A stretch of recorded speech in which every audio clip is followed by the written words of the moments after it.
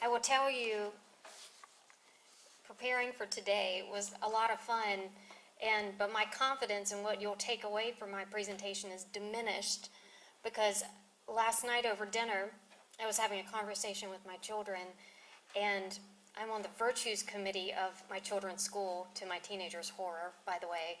And we planned for the first grade class at school a production last Friday of Charlotte's Web. And after, we thought it would be great if all of the first graders did a little writing on what they learned, what virtue, what wonderful lesson they learned from Charlotte's Web, what was their favorite part of the play. And the teachers were going to mount it on construction paper, and the children were going to color a scene and bring it home to their parents to share what wonderful, virtuous things they're learning at school. So at dinner last night, my first grader produced his out of his backpack. And I sat at the table, and it said, the thing that I learned from Charlotte's Web is that it was really cool when the rat flew off the building. That was it. That was it. And I said, Ben, is that what you took away? I mean, what about friendship and all of these great lessons? And he said, no, that's what I learned. That's what my whole class learned, that it was so cool that this rat could fly off a building, which I don't even remember that from Charlotte's Web. But anyway, so I struck out in a big way, I think. I'm hoping somebody took something else other than that away from it. But so happy to be with you all.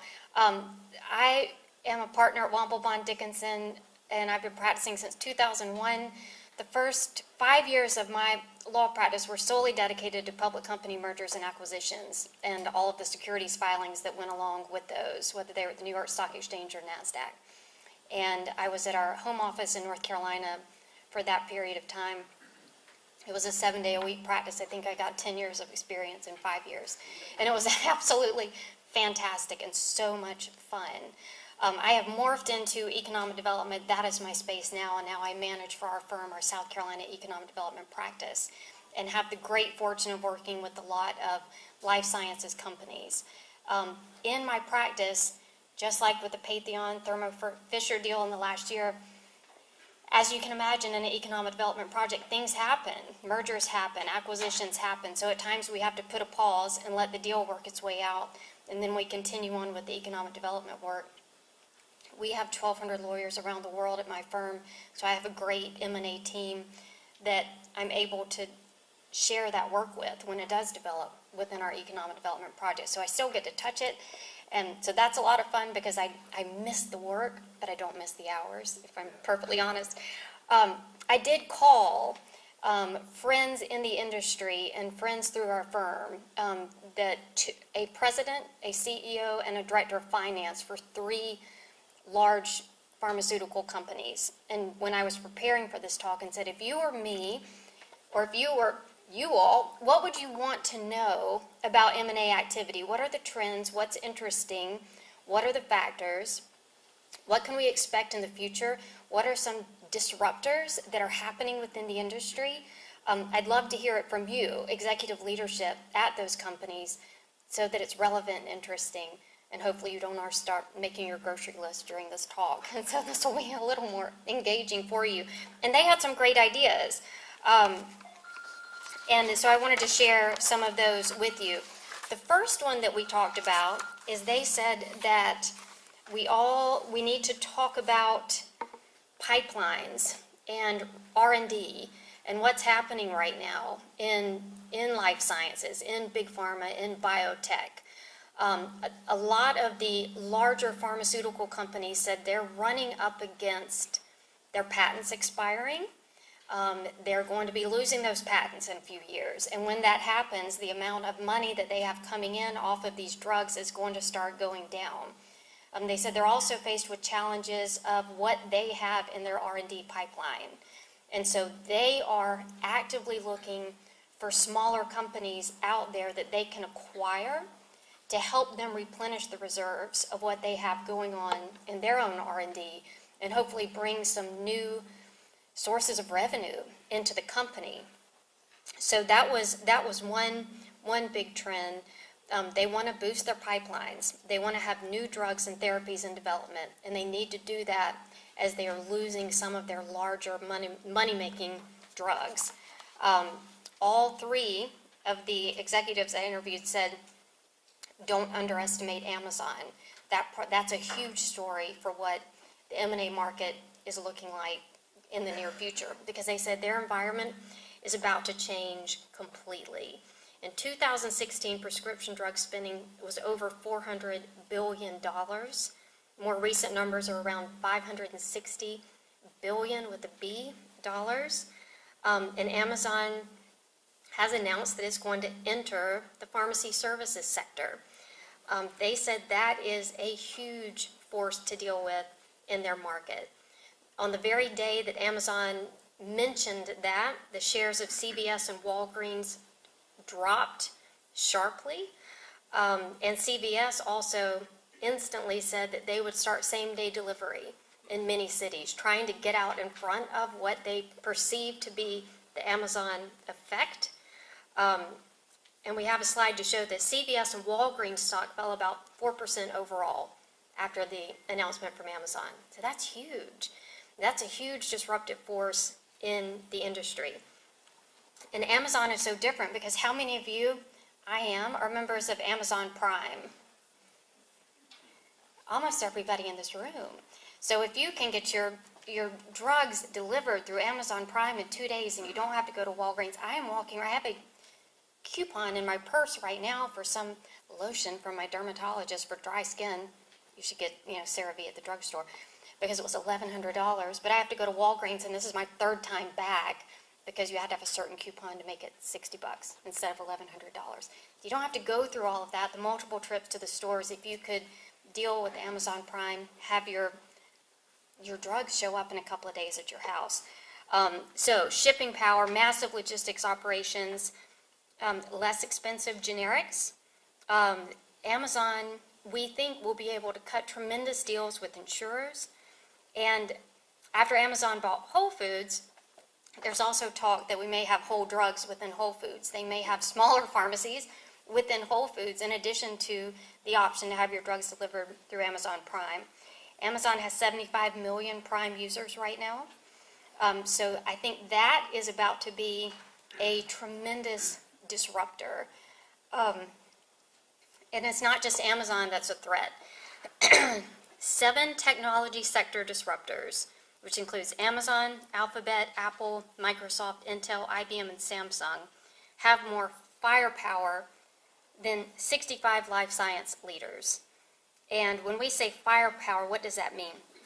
That's a term that Ernst & Young, who has a great article, that what they perceive to be M&A activity coming up in the life sciences sector.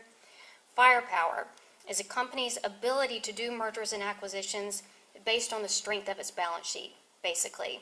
So when you look at those, just 7 technology companies have more firepower combined than 65 life science leaders. And when we get down into the nitty-gritty of what is firepower, it's a company's capitalization, cash equivalents, and debt capacity. So what can companies do proactively to get out in front of this? This is when you start seeing some M&A activity happen. We saw CVS in the process of purchasing Aetna. Aetna is a health insurer. CVS is trying to get out in front of this and insulate itself from these shifts. We expect this M&A deal to close the second half of this year. CVS is hoping that they're going to be able to expand some of their healthcare services. It is a preemptive strike against Amazon. So this M&A activity is a direct result of trying to get out in front of Amazon. Amazon is a huge threat to CVS. Amazon could harm CVS's bargaining power with drug companies over prices, and the Amazon potential disruption in our market is putting huge pressure on Big Pharma. You look at CVS and Walgreens, those two are dealing with this also. Walgreens, they just acquired over 2,000 Rite Aid stores. Again, it's a protective mechanism. They're trying to be bigger, to be better, to be stronger, and able to fight what's happening in the pharma industry right now. Another thing each of these executives said that you all should think about is the impact, whatever your political inclinations may be, the impact of the the tax plan on M&A activity in the life sciences arena. They said that Trump's tax overhaul has freed up billions of dollars for our U.S. drug makers. We are going to see, not to put you to sleep, the repatriation provision in the Tax Cuts and Jobs Act is going to increase the amount of assets that were held overseas being brought back into the United States without a penalty. That penalty was almost 30%, and now it's significantly lower than that. So that means that our companies are going to have more money. They're going to have more money to spend. And when they have more money to spend, we expect we're going to see more deals happen as a direct result of that. They had accumulated cash. Now they can access it more efficiently. When we look at who, as a result of the tax plan, we are most likely to see some M&A activity from, Amgen, Pfizer, companies of that size, we think we're going to see more deals. Pfizer, be on the lookout for them. Their U.S. patent on Lyrica expires mid-2019. That's a huge moneymaker for that company. So we expect that they will be looking for some companies to acquire to replenish the cash they have coming in and to replenish their pipeline. So again, more cash in buyers' hands. Our buyers are big pharma. And we're going to see more deals happen as a direct result of it. The other thing that has happened is the tax rate for U.S. companies and foreign companies doing business in the United States has decreased.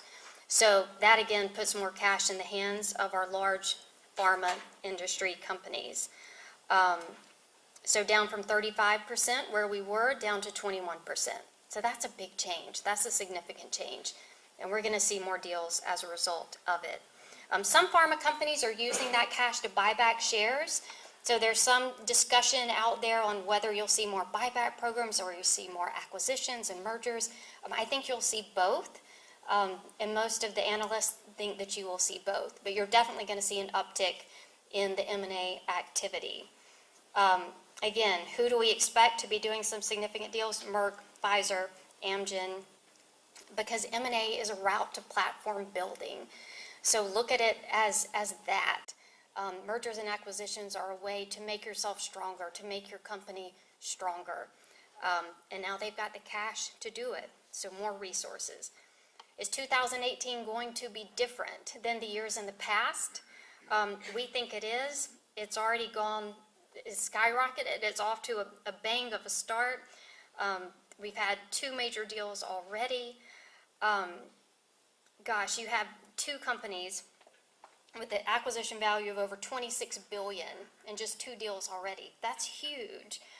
So significant activity above and beyond what we've seen in the past.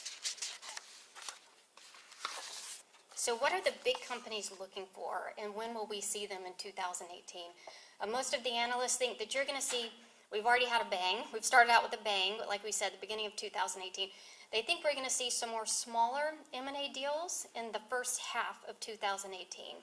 And in the second half of 2018, we think everything will just really take off from there.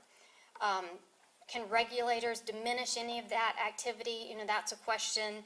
The FTC does scrutinize mergers, of course, so that's always a factor, but we don't think that will be a significant amount to dampen the tremendous M&A activity that we are about to see. At what speed are the deals going? These are questions I ask. How fast are they moving? Because sometimes we'll start mergers. I know I've lived it. They can go on forever. They feel like they go on forever. And sometimes they're really quick. And those, it's the same process for both, but you can live with one for a really long time. The pace is frenzied. And again, we have big pharma looking to fill their pipeline. We have big patents about to expire.